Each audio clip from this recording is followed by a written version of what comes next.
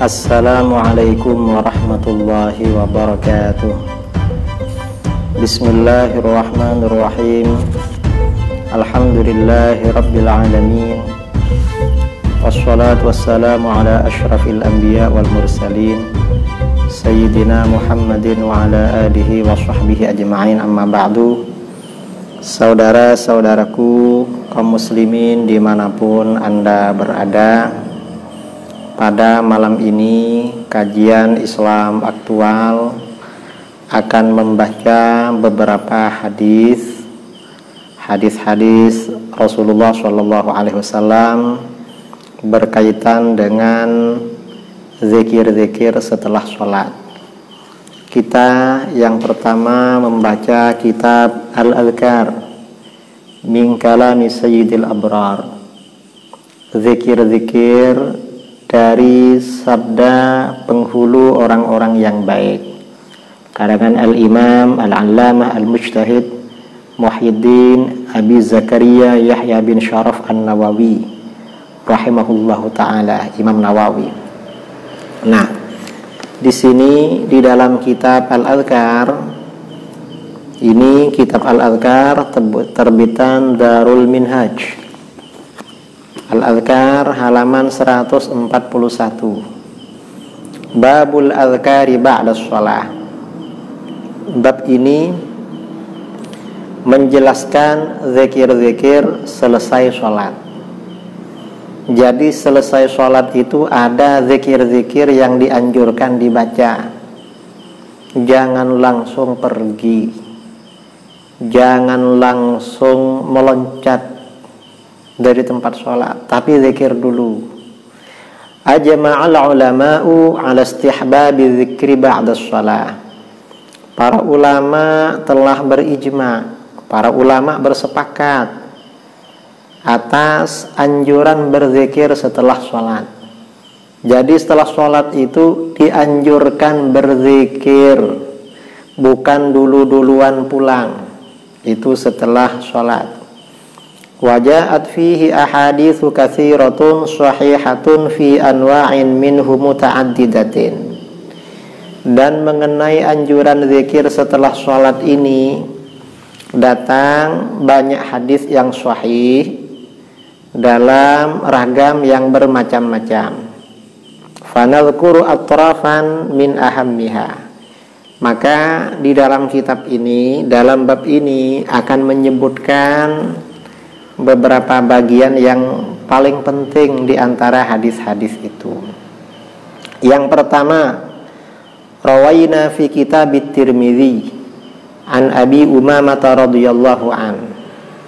Kami telah meriwayatkan di dalam kitab At-Tirmidzi, Sunan At-Tirmidzi, dari sahabat Abi Umamah radhiyallahu an, qala, Abi Umamah berkata, qila li Rasulillah sallallahu alaihi wasallam, telah dikatakan, ditanyakan kepada baginda Rasulullah sallallahu alaihi wasallam, ayyud du'ai asma, doa apa yang paling cepat dikabulkan? Kapan doa itu cepat diterima, cepat didengar oleh Allah?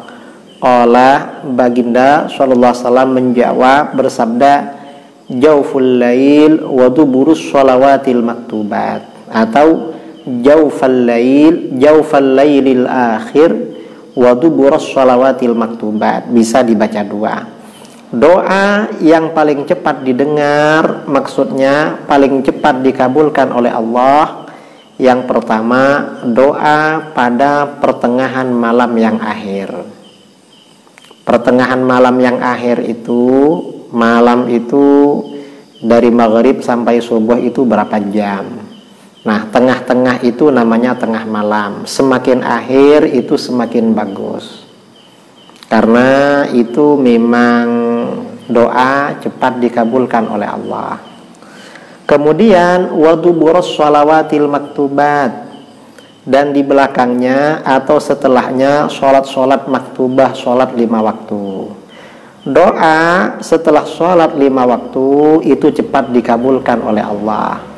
Karenanya kalau ada hajat, ada keinginan, ada apapun kepada Allah, jangan lupa dimohonkan di tengah malam akhir atau setelah sholat 5 waktu.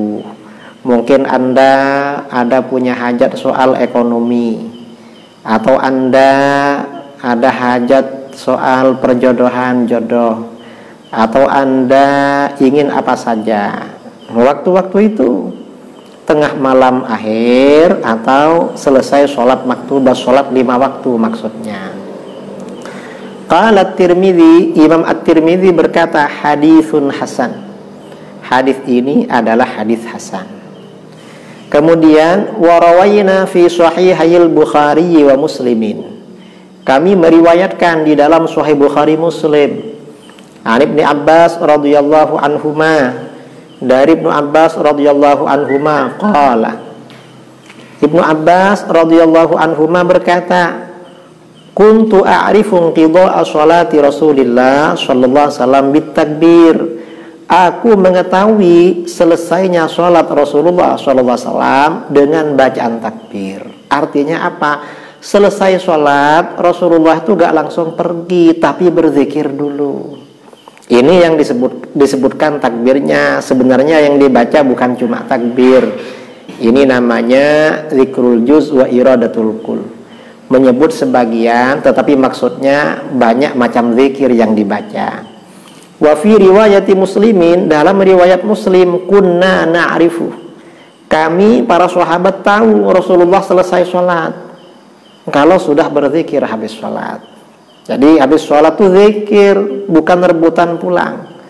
Kemudian wa fi riwayatin fi sahihaihima, dalam satu riwayat dalam Sahih Bukhari Muslim juga, an Ibnu Abbas radhiyallahu anhuma, dari Ibnu Abbas radhiyallahu anhuma, Ibnu Abbas berkata, anna raf'as shauti bidzikri hina yansharifu an-nasi minal maktubah kana ala ahdi Rasulillah sallallahu alaihi wasallam.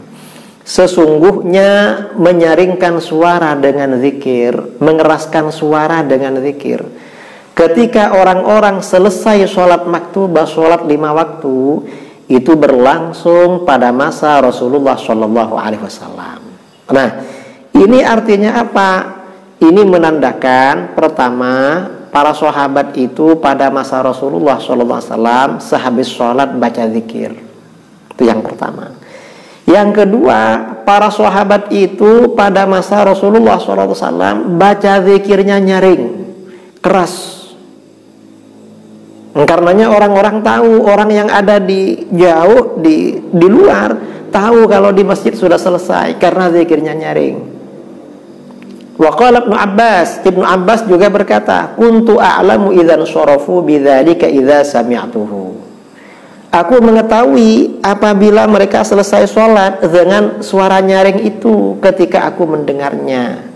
Nah, ini artinya apa? Para sahabat itu sehabis sholat zikirnya nyaring. Jadi jangan menyalahkan orang yang zikir nyaring, apalagi beranggapan orang zikir nyaring habis sholat itu dianggap nyanyi-nyanyi. Enggak betul itu. Itu sudah berlaku sejak masa Rasulullah Shallallahu Alaihi Wasallam. Kemudian warawayna fi sahihi Muslimin an Thauban radhiyallahu an. Kami meriwayatkan dalam Sahih Muslim dari sahabat Thauban radhiyallahu an, qala, beliau berkata, kana Rasulullah sallallahu alaihi wasallam idzan syarafa min sholatihi istaghfara thalathan. Rasulullah sallallahu alaihi wasallam apabila selesai dari sholatnya, maka baginda membaca istighfar 3 kali, memohon ampunan kepada Allah 3 kali. Habis sholat istighfarnya 3 kali. Wa qala, dan Rasulullah sallallahu alaihi wasallam berzikir, membaca Allahumma antas salam wa minkas salam tabarakta dzal jalali wal ikram. Allahumma antas salam, ya Allah, engkaulah yang maha selamat. Allah maha selamat itu artinya apa? Allah itu suci, selamat dari kekurangan dan aib. Allah itu maha sempurna secara mutlak, tidak ada kekurangan dan tidak ada aib. Wa minkas salam, ya Allah, dan hanya dari engkau keselamatan. Kalau kita ini selamat, selamat di dunia, selamat di akhirat, itu semata-mata dari Allah. Ini artinya apa? Kita memohon ampunan kepada Allah keselamatan. Keselamatan dari apa? Ya dari apa saja. Termasuk selamat dari tidak punya uang, karena agak punya uang itu pikiran bingung. Selamat dari virus corona, karena kalau kena virus corona itu terkenal. Selamat, ya pokoknya selamat dari apa saja. Atau bisa jadi yang dimaksud keselamatan ini adalah maksudnya salam penghormatan. Memohon salam penghormatan, bukan hanya selamat, tetapi lebih tinggi lagi, kita ini mendapat salam yang terhormat dari Allah Subhanahu wa ta'ala. Selamat. Contoh salam penghormatan itu bagaimana? Kita ini kalau menghadiri suatu acara di jalan tidak kena tabrak motor atau apa tuh selamat namanya. Lalu kalau sampai di tempat acara, kita ditempatkan di tempat yang terhormat, ada hidangannya, ada makanannya, itu kan lebih lagi itu. Bukan hanya selamat. Tabarak tadzal jalali wal ikram. Maha suci engkau wahai yang memiliki keagungan dan kemuliaan. Ini memuji kepada Allah. Ini hadis riwayat Muslim. Qila lil Auza'i. Imam Al-Auza'i ditanya, wa huwa ahadu ruwatil hadis. Beliau salah satu perawi hadis ya. Seorang ulama salaf. Kaifal istighfar? Gimana istighfarnya habis sholat? Qala, beliau menjawab, taqul, kamu bilang begini, astaghfirullah, astaghfirullah, astaghfirullah 3 kali. Itu istighfar sudah. Itu istighfar. Kalau lebih sempurna lagi, astaghfirullahalazim alladzi la ilaha illa huwal hayyul qayyum wa atubu ilaih 3 kali. Ingin lebih, tidak hanya mendoakan diri kita, tapi ingin mendoakan pula orang tua, mendoakan guru-guru, sahabat-sahabat kita. Lebih panjang lagi, astaghfirullahalazim li wa li walidayya wa li ashabil huquqil wajibati alayya wali jami'al muslimin wal muslimat wal mu'minin wal mu'minat al ahya minhum wal amwat. Aku memohon ampunan kepada Allah bagi dosa-dosaku, wali walidayya, dan bagi dosa-dosa kedua orang tuaku, wali ashabil huquqil wajibati alayya, dan bagi orang-orang yang kita punya salah atau hutang budi kepada mereka. Ini berarti guru-guru kita, kerabat kita, saudara-saudara kita, orang yang pernah kita ganggu, orang yang berjasa pada kita, kita doakan kepada Allah. Kemudian wali jami'il muslimin wal muslimat wal mu'minin wal mu'minat. Semua orang Islam, orang beriman, laki-laki dan perempuan, al ahya minhum wal amwat, baik mereka yang masih hidup maupun yang sudah meninggal. Didoakan mereka semuanya tambah mantap. Mengapa tambah mantap? Karena di dalam hadis lain, riwayat Imam At-Tabarani dalam kitab Ad-Du'a, hadis hasan, Rasulullah SAW bersabda, "Malam yakun lahu malun yatasaddaqu bihi falyastaghfir lil muslimin fa innahu sadaqah." Siapa yang tidak punya harta untuk disedekahkan pada orang lain, maka mintakan ampunan kepada Allah bagi orang-orang beriman, bagi orang-orang Islam, karena itu berarti sedekah. Rasulullah agak menjelaskan bagaimana cara mendoakan orang-orang beriman. Para ulama menyusunkan doa ampunan bagi orang-orang beriman. Berapa pahala mendoakan orang beriman, mendoakan istighfar bagi orang beriman? Dalam hadis riwayat Imam At-Tabrani dalam Musnadus Syamiyyin, Rasulullah SAW bersabda, "Man istaghfara lil mu'minin wal mu'minat, kataballahu lahu bikulli mu'minin wa mu'minatin hasanatan."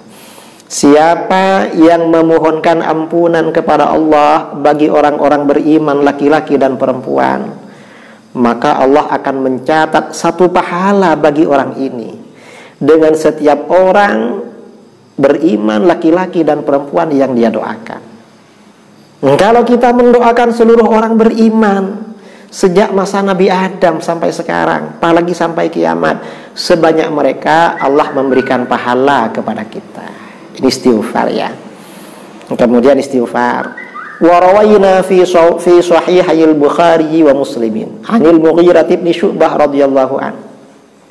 Kami juga meriwayatkan dalam Sahih Bukhari Muslim dari Mughirah bin Syu'bah radhiyallahu an, anna Rasulullah sallallahu alaihi wasallam kana idza faragha minas shalah wa sallama qala, sesungguhnya Rasulullah sallallahu alaihi wasallam apabila selesai salat dan mengucapkan salam dari salat, maka beliau baginda berzikir, la ilaha illallah wahdahu la syarikalah, lahul mulku wa lahul hamdu wa huwa ala kulli syai'in qadir, Allahumma la mani'a lima a'tait wa la mu'tiya lima mana'ta wa la yanfa'u dzal jaddi minkal jaddu.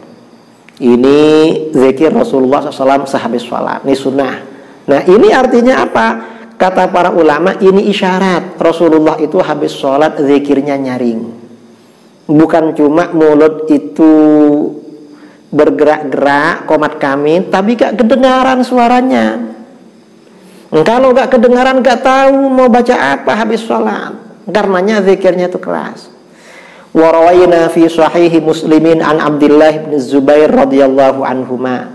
Kami meriwayatkan dalam Sahih Muslim dari Abdullah bin Az-Zubair radhiyallahu anhuma, annahu kana yaqulu dubura kulli sholatin hina yusallimu. Sesungguhnya Abdullah bin Zubair setiap selesai sholat, ketika mengucapkan salam, Abdullah bin Zubair selalu berzikir ini, la ilaha illallah wahdahu la syarikalah, lahul mulku wa lahul hamdu wa huwa ala kulli syai'in qadir, la hawla wa la quwwata illa billah, la ilaha illallah wa la na'budu illa iyyah, lahun ni'matu wa lahul fadl wa lahus tsana'ul hasan, la ilaha illallah mukhlishina lahud-din walau karihal kafirun. Setiap selesai sholat. Qala Ibnu Zubair berkata, wa kana Rasulullah sallallahu alaihi wasallam yuhallilu bihinna dubura kulli sholat. Dan Rasulullah sallallahu alaihi wasallam selalu mengeraskan suaranya dengan kalimat-kalimat ini setiap. Rasulullah itu selalu mengeraskan suaranya baca zikir sehabis sholat. Habis sholat. Karenanya artinya apa? Habis sholat itu dianjurkan zikir. Termasuk zikir yang dianjurkan adalah zikir-zikir ini. Dan zikir yang biasa dibaca sehabis sholat. Zikir para sahabat juga Rasulullah SAW suaranya adalah nyaring, bukan tidak nyaring. Ini kitab Al-Adhkar. Kemudian kita pindah ke kitab lain. Ini masalah zikir ya. Mengapa? Ini ada kitab namanya Sabahatul Fikr. Sabahatul Fikri fil Jahri Bidzikri. Sabahatul Fikri ini artinya renangan ya. Jadi pemikiran berenang. Jadi pemikiran berenang mengenai menyaringkan suara dengan zikir. Kitab ini karangan seorang ulama dari India, Al-Imam Abil Hasanat Muhammad Abdul Hayy Al-Luqnawi Al-Hindi, wafat 1304. Jadi beliau wafat kira-kira ke sekarang 1441, sudah 100 tahun lebih. Ini terbitan Darussalam Mesir. Nah, ini karena ada satu golongan ya yang melarang membaca zikir nyaring. Zikir nyaring nggak boleh. Katanya berdasarkan ayat wala tajhar bi sholatika wala tukhafid biha wabtaghi baina dzalika sabila. Al-Isra ayat 110. Jangan kamu keraskan suaramu dalam sholat, dan jangan kamu rendahkan suaramu dalam sholat, dan usahakan dengan suara tengah-tengah antara keduanya. Ini katanya melarang suara nyaring. Maka bagaimana kata Imam Al-Luqnawi, wal jawabu anhu min wujuh, menjawab ayat itu dari beberapa alasan. Ahaduha, yang pertama, anna hadhil ayah la tamna'ul jahra mutlaqan. Ayat ini tidak melarang mengeraskan suara secara mutlak. Balil jahrul mufrid. Yang dilarang itu nyaring yang berlebih-lebihan. Misalnya teriak-teriak, itu yang dilarang. Liqaulihi, karena dalam ayat itu ada kalimat ya, wabtaghi baina dzalika sabila. Usahakan tengah-tengah antara keras dan rendah, antara nyaring dan rendah. Nah, berarti fakanat dalilan lil mujawwizin la lakum. Berarti ayat ini menjadi dalil bagi orang yang mengeraskan, membolehkan suara keras dalam zikir sehabis salat. Bukan yang anti zikir nyaring. Wa tsaniha, alasan yang kedua kata Imam Al-Luqnawi, anna hadhil ayah nazalat lamma kana Rasulullah sallallahu alaihi wasallam mukhtafiyan di Makkah. Ayat ini turun ketika Rasulullah SAW masih sembunyi-sembunyi di Makkah. Fakana idza shalla jahara fasami'ahul musyrikun fasabbul Qur'an wa man anzalahu fanahahu Allahu an dzalik. Ketika di Mekah Rasulullah SAW sembunyi-sembunyi apabila sholat, beliau menyaringkan suaranya, maka orang-orang musyrik mendengar suara beliau. Mendengar suara beliau, orang-orang musyrik memaki-maki Al-Quran dan memaki-maki Allah yang menurunkannya. Karenanya lalu Allah melarang. Waqala, dan Allah berfirman, Allah melarang pakai suara nyaring. Wala tajhar bi sholatik, jangan nyaringkan suara kamu dalam sholat. Maksudnya biqiraatika al-Quran fi sholah, jangan nyaringkan bacaan Quran kamu dalam sholat. Li'alla yasma'ul musyrikun fayasubbunahu, agar orang-orang musyrik tidak mendengar bacaan kamu, nanti mereka memaki-maki Al-Quran. Wala tukhafit biha wabtaghi baina dzalik, tapi jangan kamu rendahkan, kamu ambil sedang-sedang saja. Jadi sedang-sedang saja. Al-jahrul jahir wasirrul katsir sabila. Jadi kamu tengah-tengah antara nyaring yang nyaring dan pelan-pelan itu tengah-tengah. Kala akhrajahul Bukhari wa Tirmidzi. Demikian diriwayatkan oleh Imam Bukhari dan At-Tirmidzi. Waqal At-Tirmidzi berkata hasanun sahih an Ibnu Abbas. Ini hadis hasan sahih dari Ibnu Abbas. Fal man'u innama kana li idza'il musyrikin wa sabbihim wa qad zala hadza. Larangan menyaringkan suara itu karena mengganggu orang-orang musyrik ya. Karena orang-orang musyrik nanti menyakitkan dan mengganggu orang-orang musyrik dan mereka memaki-maki kita. Dan ini sudah gak ada di sekitar kita, ini gak ada orang musyrik yang mendengar. Maka larangan ini dengan sendirinya fayazulul man'u aidan, tidak berlaku. Wa nadhiruhu qauluhu ta'ala, sama dengan ini adalah firman Allah Ta'ala. Wala tasubbul ladzina yad'una min dunillah fayasubbullaha adwan bighairi ilm. Janganlah kamu memaki-maki tuhan-tuhan yang mereka sembah selain Allah.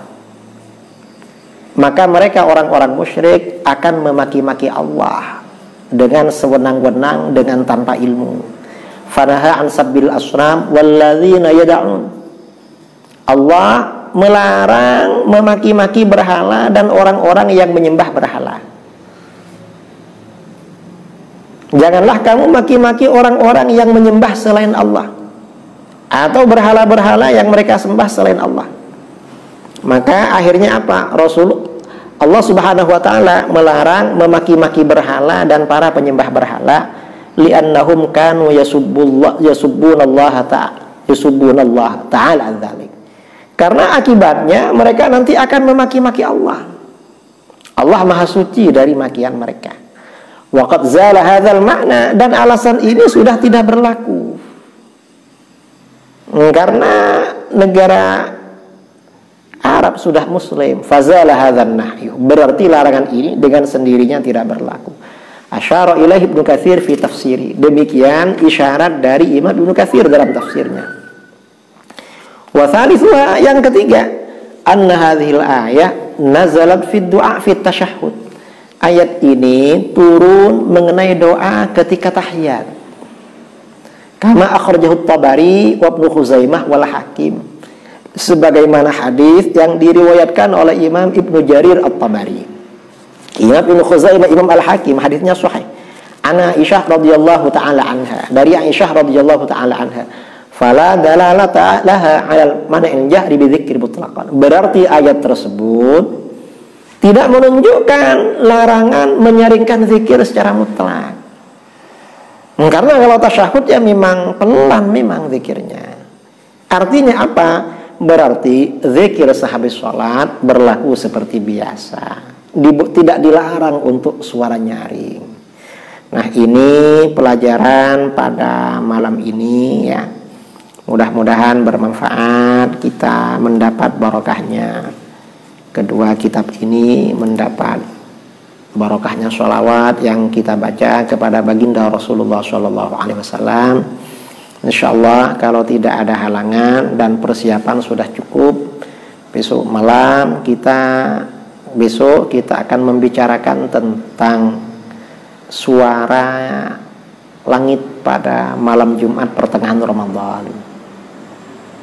Itu sebenarnya bagaimana? Kita akan bicara secara tuntas, mudah-mudahan bermanfaat.